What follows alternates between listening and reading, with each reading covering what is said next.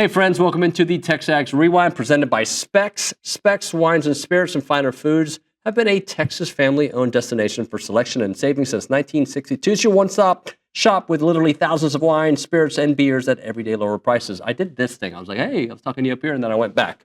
All right, Sydney Clevenger made her debut on the program today. Sid, what was your favorite part of the show? I think my favorite part was Max Wright. I just love hearing from him. He's so intelligent, and I always love hearing what he has to say. So you're telling me that the other guests we had weren't intelligent? I didn't say that. I said he is very intelligent. I think he does sound very smart. He does. Yeah, he does. He sounds British almost because, British people sound smarter. Kate, what was your favorite part of the show? And if it's not Charlie Weis, you're fired.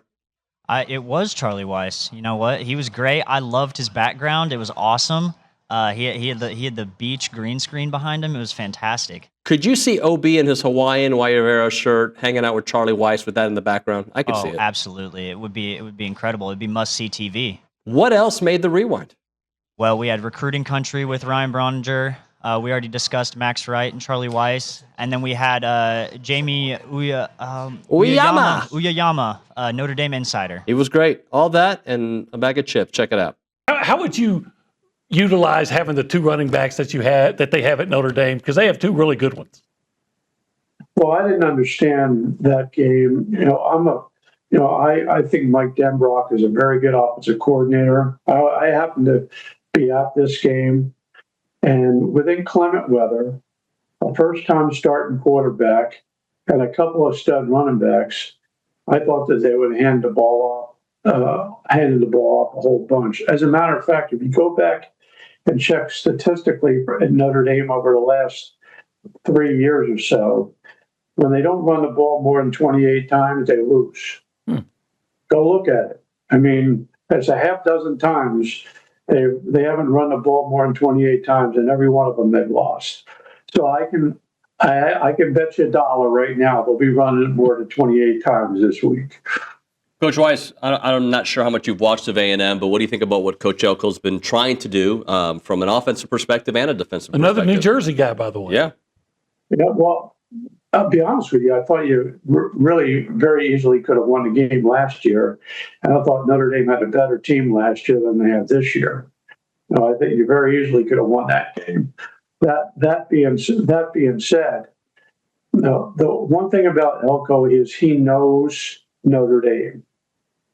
Having been there as an assistant, he knows, and that gives you a little bit of advantage because he knows what to get his guys ready to go. Your quarterback is not a rookie anymore.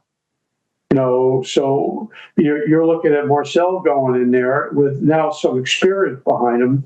You got a couple of tune-up games, which you didn't have last year at this time. I mean, this is setting up for.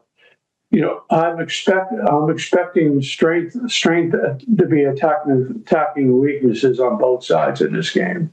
I just don't like that he's not getting the attention he deserves. I think he's going to get it if he has a great performance against Notre Dame. It's coming. So let's just talk about what he's been able to do this year. 7 touchdown passes. He's run for one. He's got over 500 yards passing. He's doing everything, and he's got playmakers around him to continue to increase his numbers. Yeah, I agree. I think you're absolutely right. I think this week is the week where if Marcel goes out and plays like he has been, that he'll be on a national watch now. With the first 2 games being against not SEC caliber opponents or not top 25 teams, it's people are writing off that it's because he's playing against maybe lower tier talent.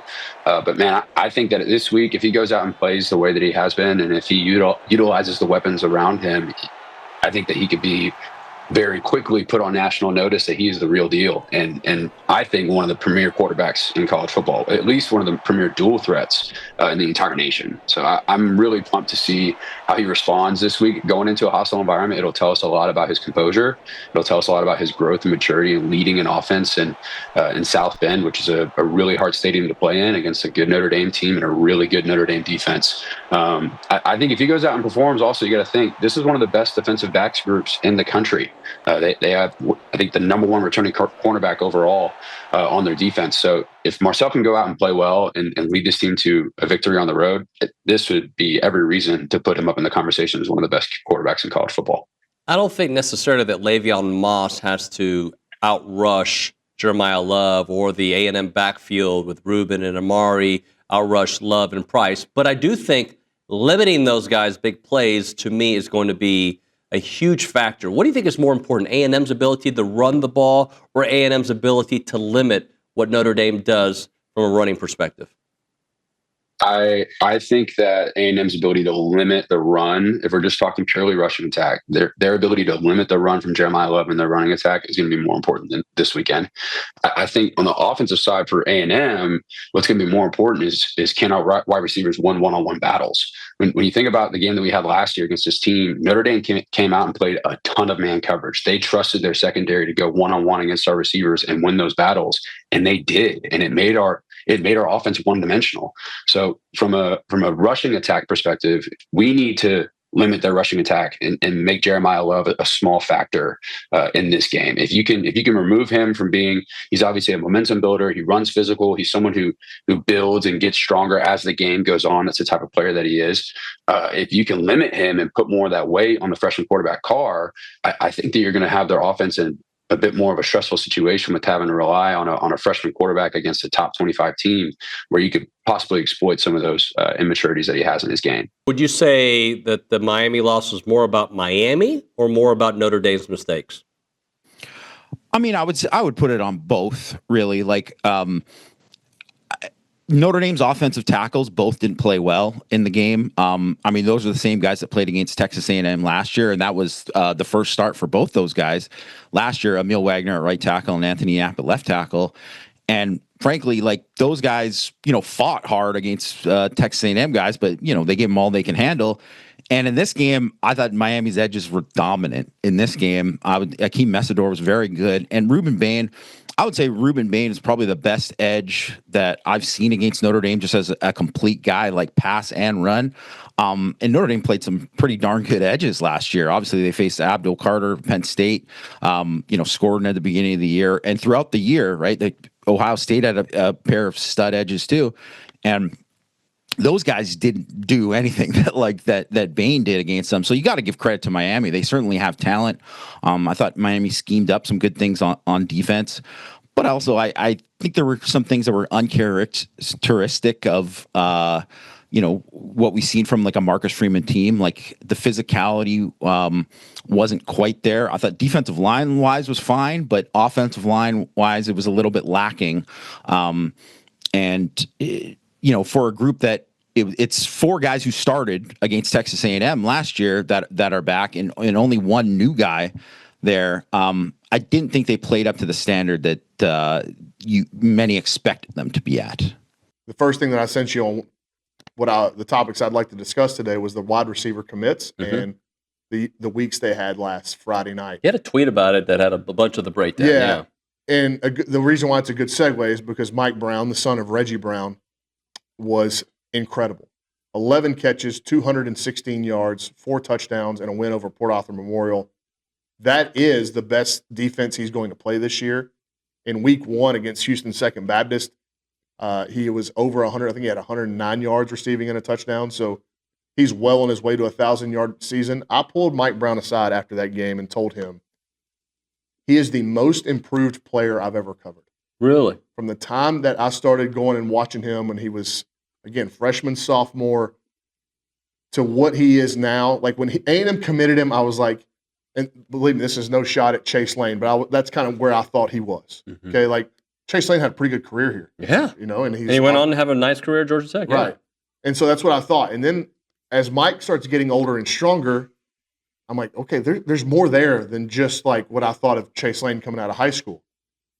And the other night was on full display. I mean, it was high-pointing balls, contested catches against a 5A Division I team. Remember, Houston Legacy's private, right? It's a charter school. So he's playing 5A Division I talent. And in the second half, Port Arthur Memorial moved one of their defensive backs, Brock King, that is going to TCU. They moved him over to Mike Brown, and it didn't matter. Mike was still getting what he wanted. So contested catches, 50-50 balls, over the middle, difficult catches like sliding low to the ground. And then my favorite catch and run that he had was, it's like a 12-yard comeback.